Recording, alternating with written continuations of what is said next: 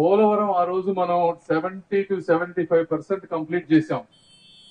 అయితే జగన్మోహన్ రెడ్డి గారు వచ్చిన వెంటనే ఒక అద్భుతమైన కాంట్రాక్టర్ కి రివర్స్ టెండరింగ్ ఇచ్చారు. ఇచ్చిన తర్వాత మరి అప్పటి నుంచి ఇప్పటి వరకు ఒక్క అడుగంటే కూడా అది ముందుకెళ్ళినటువంటి పరిస్థితి లేదు.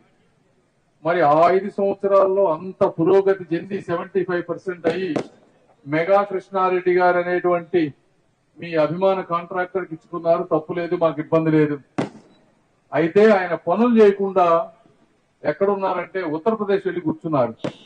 ఉత్తరప్రదేశ్ అంటే 2014-19 మధ్య తెలుగుదేశం పార్టీ మోడీ గారు ఉన్నప్పుడు పోలవరం ఒకటి, రాజధాని ఒకటి, ఇది కాకుండా సెంట్రల్ గవర్నమెంట్ ఫండ్స్ తో టిట్కో ఇళ్లు హౌసెస్ 20 lakh హౌసెస్ మన రాష్ట్రానికి వస్తే మంజూరైతే 11 లక్షల ఇళ్లని తెలుగుదేశం పార్టీ ఆంధ్రప్రదేశ్ లో మంజూరు చేయించుకొని దాదాపుగా చాలా వరకు కంప్లీట్ చేసింది.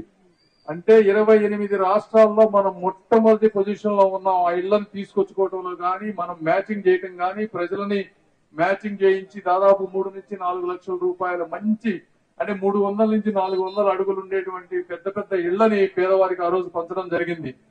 అంటే కేంద్ర నిధులని పూర్తిగా ఒక సమర్థవంతమైనటువంటి నాయకత్వం ఉంటే ఎలా ఉపయోగించుకోగలం అనే దానికి.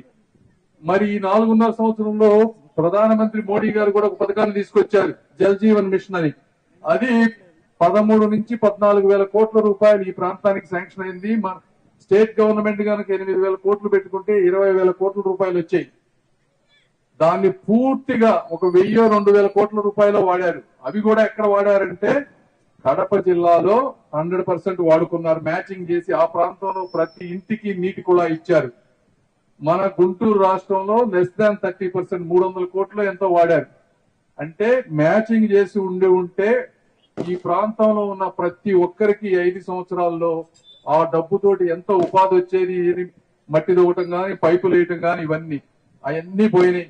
కొన్ని పోలవరం ఆయనకి ఇస్తే కాంట్రాక్టు ఇవన్నీ ఈ 12-20 వేల కోట్ల రూపాయలు మనం ఏదైతే చేయలేకపోయామో ఉత్తరప్రదేశ్ వాళ్ళు నంబర్ 1 గా చేసుకున్నారు. అది సెంట్రల్ గవర్నమెంట్ ఇచ్చిన ప్రతి రూపాయిని వాడుకొని 16,000 కోట్ల రూపాయలు ఉత్తరప్రదేశ్ తీసుకుంటే ఆ 16,000 కోట్లు 6 జిల్లాల్లో 6,000 గ్రామాల్లో ఈ మెగా కృష్ణారెడ్డి గారు వెళ్లి అక్కడ కాంట్రాక్టులు చేస్తా ఉన్నారు ఈ రోజున.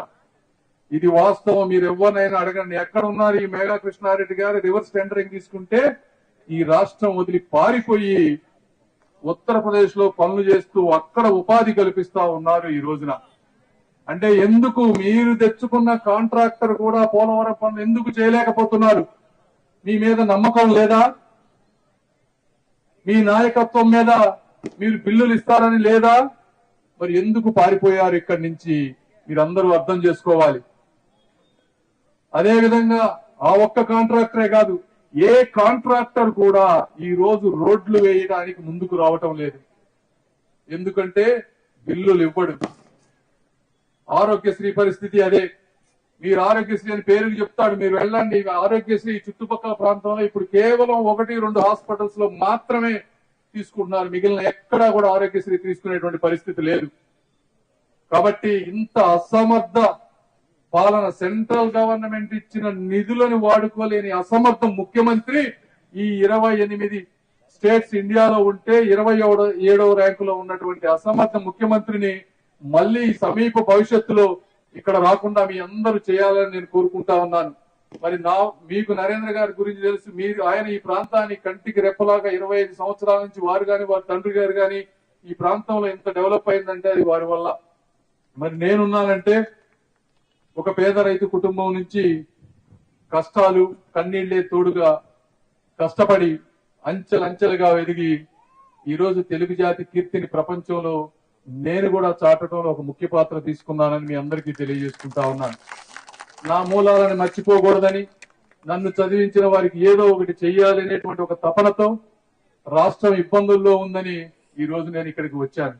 కాబట్టి మీ అందరూ నన్ను ఆశీర్వదించాలని, మీ జీవితాల్లో వెలుగులు ఉండే విధంగా ఎంతో కొంత నేను సేవ చేస్తానని తెలియజేసుకుంటూ మీ అందరికీ ఇంత అద్భుతమైనటువంటి స్వాగతం ఇచ్చినటువంటి మీ అందరికీ, ఇది ఉగాది క్రోధనామ సంవత్సరం అంటున్నారు.